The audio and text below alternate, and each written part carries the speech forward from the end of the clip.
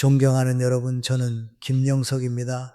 올해로 저는 100년의 인생을 넘어섰습니다. 저는 전쟁과 기근, 이별과 상실을 겪어왔습니다. 이 나라가 폐허가 되었다가 다시 일어서는 모습을 두 눈으로 지켜봤습니다. 또한 병상에 조용히 누워 제 존재가 얼마나 연약한지 또렷이 깨달은 적도 있습니다. 하지만 제게 묻는다면 이 한 세기 동안 무엇이 가장 아팠느냐고 한다면 그것은 돈이 없었던 일도 아니고 병이 들었던 일도 아닙니다.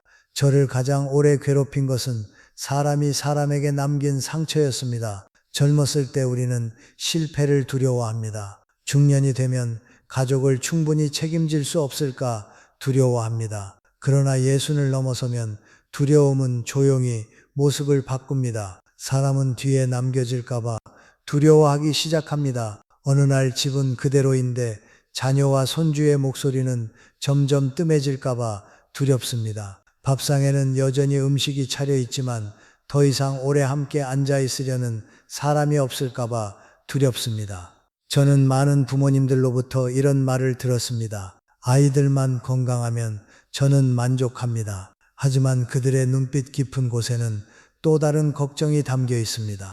자녀가 점점 자신에게서 멀어지고 있는데 정작 그 이유는 스스로도 모른다는 불안입니다. 어떤 이는 외로움이 두려워 많은 인간관계를 맺습니다. 그들은 만남을 이어가고 웃고 이야기하며 이미 마음은 지쳐 있음에도 모임을 유지합니다. 사람의 왕래가 계속되는 한 자신의 가치도 유지된다고 생각합니다. 하지만 저는 그런 잘못된 관계들 때문에 가족에게 금이 가는 모습을 적지 않게 보았습니다. 밖에 있는 사람의 한마디 말이 부모로 하여금 자신의 자녀를 의심하게 만들기도 합니다. 무심한 비교가 자녀의 자존심에 상처를 남기기도 합니다. 존경하는 여러분, 제가 가장 두려워하는 것은 죽음이 아닙니다. 제 자녀가 여전히 살아있고 여전히 곁에 있는데도 마음속에서는 이미 조용히 부모의 삶에서 걸어나가 버리는 그날이 저는 두렵습니다. 혹시 여러분이 자녀가 예전보다 말수가 줄었다거나 속마음을 덜 나눈다거나 또는 가족 사이에 거리가 점점 벌어지고 있다고 느낀 적이 있지만 그 이유를 분명히 알지 못한다면 부디 이 이야기를 끝까지 들어주시기 바랍니다. 왜 그런 일이 일어나는지, 그리고 더 중요한 것은 우리가 가장 사랑하는 사람들을 잃지 않기 위해 지금 이 순간부터 무엇을 할 수 있는지 오늘 저는 분명히 말씀드리겠습니다. 존경하는 여러분, 예순을 넘어서면 많은 분들이 마음속에 어떤 빈자리를 느끼기 시작합니다. 자녀는 성장하여 각자의 삶을 살아가고 오랜 친구들은 병이나 형편 때문에 점점 뜸해집니다. 그리고 우리 마음속에는 아주 자연스러운 두려움 하나가 자리 잡습니다. 외로움에 대한 두려움입니다. 그 두려움 때문에 적지 않은 사람들이 더 많은 인간관계를 붙잡으려 합니다. 모임에 나가고 자리를 만들고 옛 친구와 다시 연락을 하고 새로운 인연을 넓혀갑니다. 주변에 사람이 많을수록 노년이 더 안전하다고 생각합니다. 하지만 100년 동안 사람을 지켜보며 제가 깨달은 또 하나의 진실이 있습니다. 예순 이후에 중요한 것은 넓히는 일이 아니라 가려내는 일이라는 사실입니다. 젊을 때 우리는 갈등을 견딜 힘이 충분합니다. 모욕적인 말 한마디, 질투, 서운한 시선 한 번쯤은 언쟁쯤으로 흘려보낼 수 있습니다. 하지만 나이가 들면 마음의 면역력이 예전 같지 않습니다. 무심한 한마디에 밤새 뒤척이기도 하고 원망이 가득한 만남 하나가 며칠 동안 마음을 무겁게 하기도 합니다. 사람은 생각보다 주변 환경에 영향을 많이 받습니다. 우리가 자주 만나는 사람, 귀 기울여 듣는 사람, 함께 차를 마시는 사람이 어느새 우리의 감정과 생각에 흔적을 남깁니다. 그리고 중요한 것은 그 감정이 우리 안에서 멈추지 않는다는 점입니다. 그것은 우리와 함께 집으로 돌아옵니다. 부모가 비교와 불만이 가득한 대화 속에서 지낸다면 그 분위기를 그대로 가정에 가져오기 쉽습니다. 식탁 위에 불평이 늘어나고 무심한 책망이 자녀를 향하기 시작합니다. 부모가 자녀를 상처 주고 싶어서가 아닙니다. 다만 바깥에서 스며든 부정적인 감정이 마음을 물들였기 때문입니다. 여러분은 혹시 이렇게 생각해 보신 적이 있습니까? 나와 자녀 사이의 거리가 어느 날 갑자기 벌어진 것이 아니라 매일같이 반복된 작은 영향들에서 시작된 것은 아닐지 말입니다. 우리가 곁에 둘 사람을 가려 선택하지 않는다면 어쩌면 우리는 다른 사람이 우리 가정의 분위기를 대신 빗도록 내버려 두고 있는지도 모릅니다. 그리고 이 나이에는 그것을 되돌릴 만큼의 시간이 더 이상 많지 않습니다. 존경하는 여러분, 제가 한 세기를 살아오며 수많은 인간관계를 지켜본 가운데 부모가 자주 가까이 하면 가정이 서서히 그리고 우리가 미처 알아차리지 못하는 방식으로 변해가는 두 가지 유형의 사람이 있습니다. 그 변화는 요란하지 않습니다. 그러나 안에서부터 깊이 스며듭니다. 먼저 원망으로 살아가는 유형입니다. 그들은 단순히 과거를 이야기하는 것이 아닙니다. 매일같이 과거를 다시 살아냅니다. 오래전에 한 번 부당한 대우를 받았더라도 그것을 꺼낼 때면 여전히 눈빛에 씁쓸함이 가득합니다. 오래된 실패도 마치 지금 일어나고 있는 일처럼 이야기합니다. 그들의 이야기 속에서 잘못은 언제나 상황에 있고 타인에게 있고 사회에 있습니다. 처음에는 예의상 들어줍니다. 하지만 자주 듣다 보면 우리도 모르게 세상을 경계하는 눈으로 바라보게 됩니다. 사람은 본래 믿기 어렵다고 여기기 쉬워지고 그 억울함에 점점 공감하게 됩니다. 그리고 우리는 그 감정을 의식한 채 집으로 돌아옵니다. 저는 그런 어느 한 가정의 저녁 식탁을 본 적이 있습니다. 아버지는 오랜 친구를 만나고 돌아와 마음에 불만이 가득했습니다. 자신이 과거에 얼마나 손해를 보았는지, 얼마나 이용당했는지를 식사 내내 이야기했습니다. 어머니도 한숨 섞인 말로 거들었습니다. 누구도 누군가를 상처 주려 한 것은 아니었습니다. 하지만 식탁의 공기는 점점 무거워졌습니다. 맞은편에 앉은 아이는 조용했습니다. 그날 있었던 즐거운 일을 이야기하려 했지만 결국 말하지 않았습니다. 그 분위기 속에서 기쁨은 어울리지 않는 것처럼 느껴졌기 때문입니다. 부모가 원망의 말을 너무 많이 들으면 무의식 중에 자신의 자녀조차 의심의 눈으로 바라보게 됩니다. 작은 실수도 쉽게 크게 보이고 사소한 지연도 책임감 부족으로 해석됩니다. 자녀는 그 변화를 느낍니다. 그리고 점점 덜 이야기하게 됩니다. 하지만 원망만으로는 아직 가장 두려운 단계는 아닙니다. 두 번째 유형은 더 미묘합니다. 그들은 대개 이렇게 말문을 엽니다. 이건 다 잘 되라고 하는 말이에요. 자녀 교육에 대해 조언을 합니다.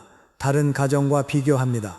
당신의 아이가 아직 충분히 잘 되지 못했고 충분히 노력하지 않았으며 남들만큼 되지 못했다고 말합니다. 그 말을 자주 듣다 보면 부모의 마음은 흔들리기 시작합니다. 우리는 자녀를 믿음의 눈이 아니라 점검의 눈으로 바라보게 됩니다. 듣기보다 묻고 이해하기보다 따지게 됩니다. 위험한 것은 바깥 사람의 말 그 자체가 아닙니다. 부모가 자기 자녀를 의심하기 시작하는 바로 그 순간입니다. 아이들은 매우 예민합니다. 믿음이 흔들리면 압니다. 시선이 달라지면 느낍니다. 그리고 거리는 어느 날 문이 쾅 닫히며 시작되지 않습니다. 더 이상 들려주지 않는 이야기들로부터 시작됩니다. 그렇다면 세 번째 유형은 어떻겠습니까? 부모가 스스로도 모르는 사이에 자녀와 멀어지게 만드는 사람은 과연 어떤 사람일까요? 앞에 두 유형이 우리의 마음을 조용히 무겁게 만든다면 이제 말씀드릴 두 유형은 가족을 직접적으로 갈라놓을 수도 있습니다. 먼저 필요할 때만 나타나는 사람에 대해 말씀드리고 싶습니다. 그들은 당신이 아직 자리와 인맥, 기댈 만한 가치가 있을 때는 무척 가까운 사람처럼 행동합니다. 부르고 관심을 보이며 꾸준히 찾아옵니다. 하지만 당신이 예전만큼의 권력이나 영향력을 갖지 않게 되면 그들은 서서히 사라집니다. 설명도 없이, 전화 한 통 없이 말입니다. 그러다 어느 날 다시 나타납니다. 당신이 그리워서가 아닙니다. 부탁할 일이 있어서입니다. 노년의 부모는 을이라는 두 글자 때문에 거절하기 어려워하는 경우가 많습니다. 어떤 이는 자기 자녀의 취업을 부탁하고 어떤 이는 본인의 책임도 아닌 일에 개입해달라고 요청합니다. 부모는 조금 돕는 것쯤은 괜찮다고 생각합니다. 하지만 그 부탁 하나하나가 정작 자신의 자녀를 곤란한 처지에 놓을 수 있다는 사실을 잊습니다. 저는 그런 한 가정을 알고 있습니다. 아버지는 옛 친구의 부탁을 거절하지 못하고 자신의 자녀에게 아는 사람을 같은 회사에 채용해달라고 말했습니다. 자녀는 아버지를 거절할 수 없었습니다. 하지만 소개받은 사람은 능력이 부족했고 직장에서 문제를 일으켰습니다. 결국 그 책임을 아버지의 자녀가 떠안아야 했습니다. 일이 뜻대로 되지 않자 그 친구는 오히려 험담을 했습니다. 그 정도 부탁도 못 들어주다니. 그때 부모는 친구에게 상처를 받고 동시에 자녀를 곤란하게 만든 것에 대해 깊이 자책했습니다. 단지 거절하기 어려워서라는 이유로 가족은 조용한 긴장을 대가로 치러야 했습니다. 하지만 이해관계만으로 가족이 흔들리는 것은 아닙니다. 네 번째 유형은 더 위험합니다. 늘 비교하며 질투의 씨앗을 뿌리는 사람입니다. 그들은 노골적으로 모욕하지 않습니다. 다만 이렇게 말합니다. 저 집 자식은 벌써 집을 샀다더군. 아직도 출세를 못했다면서? 그 말들은 작은 씨앗과 같습니다. 들을 때는 대수롭지 않아 보입니다. 하지만 반복해서 들으면 우리 자녀를 바라보는 시선을 조금씩 바꾸어 놓습니다. 부모는 점점 비교하게 됩니다. 본래 가지고 있던 자부심도 서서히 옅어집니다. 자녀의 작은 성취는 더 이상 충분히 기쁘지 않습니다. 세상에는 언제나 남의 집 자식이 더 잘해 보이기 때문입니다. 그리고 자녀는 그것을 분명히 느낍니다. 부모가 더 이상 자신을 자랑스러운 눈으로 바라보지 않을 때 그들의 자신감도 함께 약해집니다. 따뜻했던 가정이 어느새 조용한 비교의 공간이 되어버립니다. 존경하는 여러분, 불행한 노년은 돈이 부족해서 시작되는 것이 아닙니다. 그것은 타인의 말을 자녀의 마음보다 더 믿는 순간부터 시작됩니다. 그렇다면 너물리 자녀의 마음보다 더 믿는 순간부터 시작됩니다. 늦기 전에 그 관계를 어떻게 지킬 수 있을까요? 이제 저는 부모가 스스로를 위해 그리고 자녀를 위해 반드시 지켜야 할 가장 중요한 한 가지에 대해 말씀드리겠습니다. 여기까지 들으시고 아마 많은 분들이 저에게 이렇게 물으실지도 모릅니다. 그렇다면 어떻게 해야 합니까? 모두 끊어야 합니까? 모두 끊어야 합니까? 전부 절교해야 합니까? 아닙니다. 이 나이에 우리는 또 하나의 갈등을 더 만들 필요가 없습니다. 다툴 필요도 없습니다. 관계를 끊겠다고 선언할 필요도 없습니다. 무엇을 증명하겠다고 소란을 피울 이유도 없습니다. 우리에게 필요한 것은 거리입니다. 하지만 그것은 품위를 지닌 거리입니다. 먼저 서서히 거리를 두는 법을 배우십시오. 당장 거절하지 않아도 됩니다. 다만 만남의 횟수를 줄이십시오. 대화하는 시간을 줄이십시오.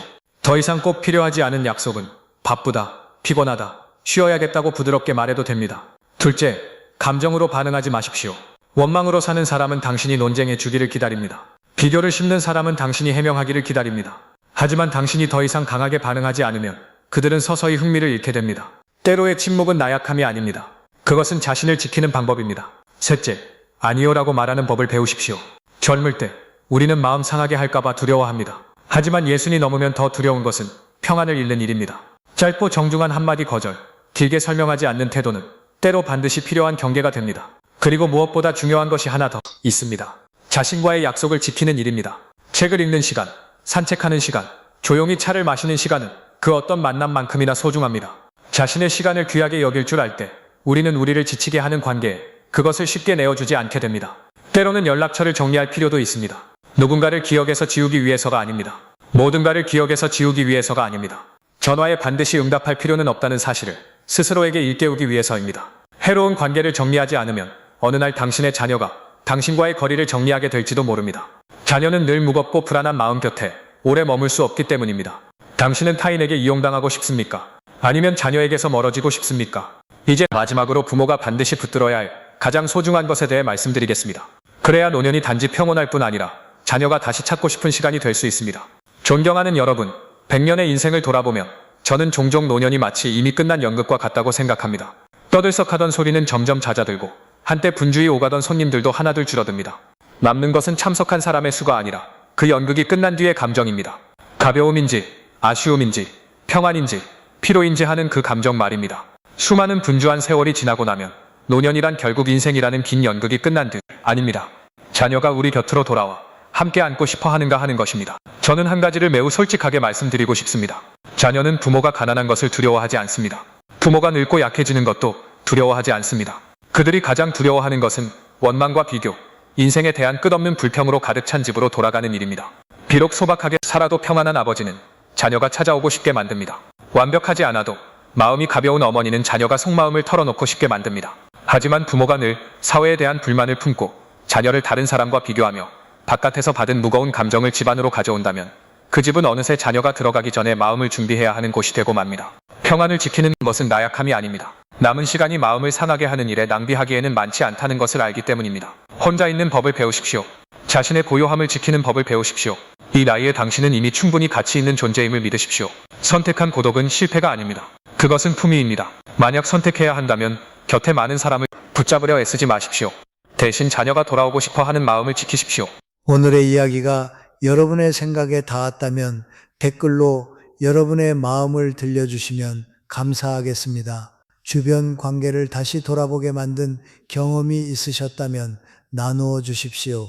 함께 배우고 나눌 수 있기를 바랍니다. 이 내용이 의미 있었다면 채널을 구독하고 알림을 눌러 다음 이야기도 놓치지 마십시오. 여러분의 응원은 제가 한평생 성찰해온 생각들을 계속 나눌 수 있는 힘이 됩니다. 그리고 마무리하며 다음 이야기를 위한 질문 하나를 남기고 싶습니다. 어느 날 자녀가 더 이상 부모에게 속마음을 털어놓지 않게 된다면 그 원인은 정말로 자녀에게서 시작된 것일까요?